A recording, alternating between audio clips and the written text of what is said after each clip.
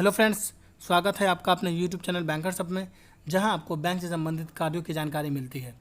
दोस्तों, आज हम बात करने वाले हैं फॉर्म 15G और 15H के बारे में।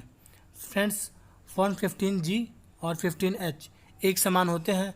इनमें बस डिफरेंसेस इतना होता है कि जो 15H है वह सीनियर सिटीजन्स के लिए होता है, वे उसे फिलअप करते हैं, और जो 15G होता है वह जो नॉन सीनियर सिटीजन है वे फिलअप करते हैं।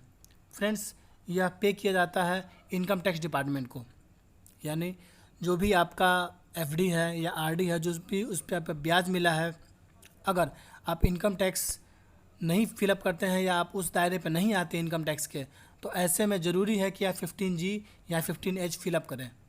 क्योंकि आप अगर ये फिलअप नहीं करते हैं तो ऐसे में बैंक द्वारा जो भी आपका टैक्स बनता है इंटरेस्ट पर, उसे डेबिट करके इनकम टैक्स डिपार्टमेंट को भेज दिया जाएगा। क्योंकि बैंक को यह नहीं पता है कि आप इनकम टैक्स के दायरे में आते हैं या नहीं, तो यह आपकी तरफ से एक डिक्लेरेशन है। तो इसीलिए ज़रूरी है कि आप 15G और 15H एक साल में, जो कि फाइनेंशियल ईयर है, यानी 1 अप्रैल से 31 मार्च के बीच में कभी भी आप इसे अपने बैंक में जा कर के जमा करा सकते हैं। फ्रेंड्स, आप इसे चाहें तो ऑनलाइन भी जमा कर सकते हैं। तो फ्रेंड्स, आज हम जानने वाले हैं कि इसे किस प्रकार फिलअप करते हैं। तो फ्रेंड्स, यह 15G फॉर्म है, तो इसे हम फिलअप करने अब जा रहे हैं। तो फ्रेंड्स, जो हमारे नाम है, यानी एक्स हम मान लेते हैं कि हमारा अकाउंट होल्डर है, इसके लिए ज़रूरी है कि हम पैन नंबर रखें अपने पास, और इसके अलावा जो हमारा एफडी का अकाउंट नंबर है वह हमारा 1234 है। तो फ्रेंड्स, इसे हम फिलअप करते हैं। तो फ्रेंड्स, यहाँ पे नेम ऑफ द शेषी, तो यानी कि जो अभी आपका नाम है, तो एक्स हमारा है, तो यहाँ पर हमें एक्स लिख देंगे। पैन कार्ड नंबर, तो पैन कार्ड नंबर जो भी एक्स का होगा वो यहाँ पे देना पड़ेगा। स्टेटस, अब फ्रेंड्स, जो स्टेटस है इंडिविजुअल के लिए है या फिर कंपनी के लिए है, किसी फर्म के लिए है, तो इंडिविजुअल है, तो यहाँ पे इंडिविजुअल लिख देंगे। उसके बाद फ्रेंड्स है प्रीवियस ईयर। अब फ्रेंड्स, प्रीवियस ईयर 1 अप्रैल से 31 मार्च का जो भी समय है उस समय को देना है, यानी इस ईयर में आपने कितना अर्न किया है आपको उसका डिटेल देना है। तो फ्रेंड्स, अगर आप 30 मार्च को डाल रहे हैं, जैसे कि आप अगले साल 2021 30 मार्च को डालेंगे, तो आपका जो ईयर होगा वह 2020 से 2021 होगा। लेकिन वहीं अगर आप 2 अप्रैल को डाल रहे हैं तो ऐसे में आपका 2021 से 2022 प्रीवियस ईयर होगा। इसके बाद फ्रेंड्स, यहाँ का गया है रेजिडेंशियल स्टेटस, तो ये आप इंडिया के रेजिडेंट हो तो यहाँ पे रेजिडेंशियल लिख दोगे। यहाँ पे आपको एड्रेस लिखना है, तो name of premises, road, area, town, जो भी आपका टाउन है आप टाउन लिख दोगे। स्टेट, कौन सा स्टेट है, जैसे हमारा एमपी है तो हम यहाँ पे एमपी लिख देंगे। पिन, तो जो भी पिन है आपका वो पिन लिख देना है। इसके बाद फ्रेंड्स, आपका अगर जो मोबाइल नंबर है तो आपको मोबाइल नंबर यहाँ पर आपको डालना है। इसके बाद फ्रेंड्स, 15 ऑप्शन जो है वह यह कह रहा है कि आप इनकम टैक्स स्लैब के अंदर आते हो या नहीं। अगर आप इनकम टैक्स स्लैब के अंदर आते हो तो आपको यहाँ पे यस डालना है, अगर नहीं आते हो तो इसमें आपको नो डालना है। फ्रेंड्स, जाहिर सी बात है कि आप 15G फिलअप कर रहे हो इसलिए ताकि आपका इनकम टैक्स ना कटे, यानी कि आप नहीं आते हो। अगर आते हो तो कब कटेगा पैसा और आपको इनकम टैक्स रिटर्न डालना पड़ेगा।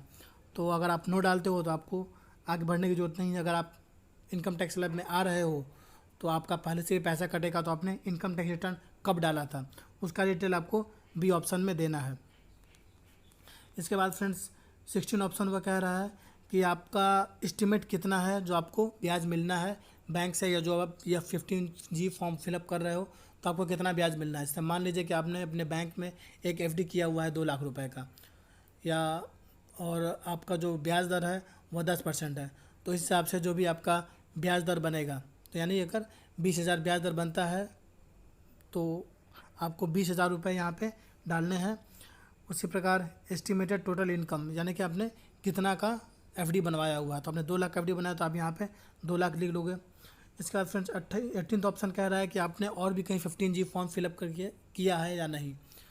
जैसे अगर आपके पास 4 अकाउंट है, स्टेट बैंक में है, सेंट्रल बैंक में है, बैंक ऑफ बड़ौदा में है, तो आपने हर जगह अलग अलग किया है या एक साथ किया है, उसके बारे में ही पूछा जा रहा है। तो अगर आपने अलग अलग किया है तो आपने कौन कौन सा फॉर्म 15G फिलअप किया है किस किस बैंक में, इसकी जानकारी यह मांग रहा है। तो फ्रेंड्स, जैसे आपने 2 बैंकों में किया है तो यानी कि आप यहाँ पे 2 डाल देंगे कि 2 15G मैंने जमा किया है, और एग्रीगेट अमाउंट कितना किया है, तो जैसे मान लीजिए कि आपका दोनों जगह से 20,000 रुपये का इंटरेस्ट आ रहा है, तो यानी कि 40,000 रुपये, तो आप यहाँ पे डाल दोगे कि 40,000 रुपये का मैंने फिलअप किया हुआ है। अब जैसे मेरा एक ही बैंक में अकाउंट है, तो मेरा यहीं पे है, तो मैंने अब तक कोई नहीं जमा किया है, तो यहाँ पे मैं 0 लिख दूँगा, और एग्रीगेट अमाउंट तो अब तक मैंने जमा किया है तो वो 0 ही है, तो यहाँ पे भी मेरा 0 हो जाएगा। इसके बाद फ्रेंड्स 19 ऑप्शन यह कहता है डिटेल ऑफ इनकम के बारे में। तो यानी कि जो भी हमारी इनकम इंटरेस्ट के रूप में आ रही है उसकी डिटेल मांग रहा है।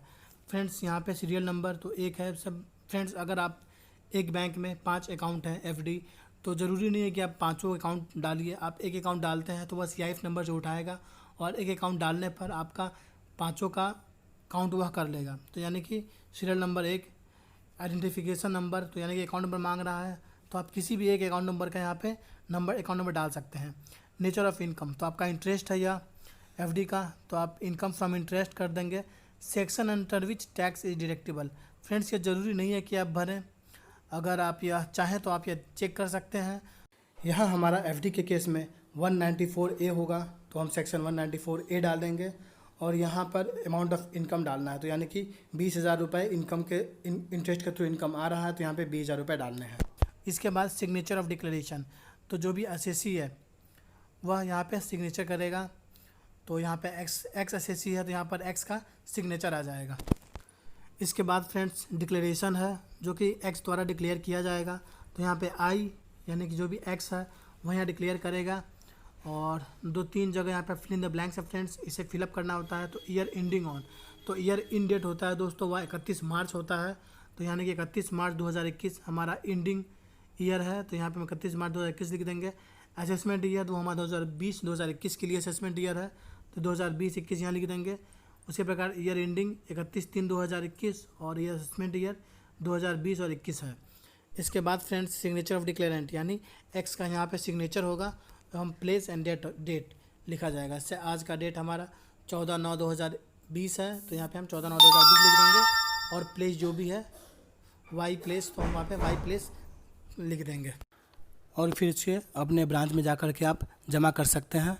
आप इसे ऑनलाइन भी अपने घर बैठे इनकम टैक्स के साइट पर जा कर के फिलअप कर सकते हैं।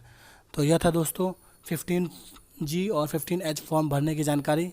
आशा करता हूँ आज की जानकारी आपको अच्छी लगी होगी। शुक्रिया फ्रेंड्स।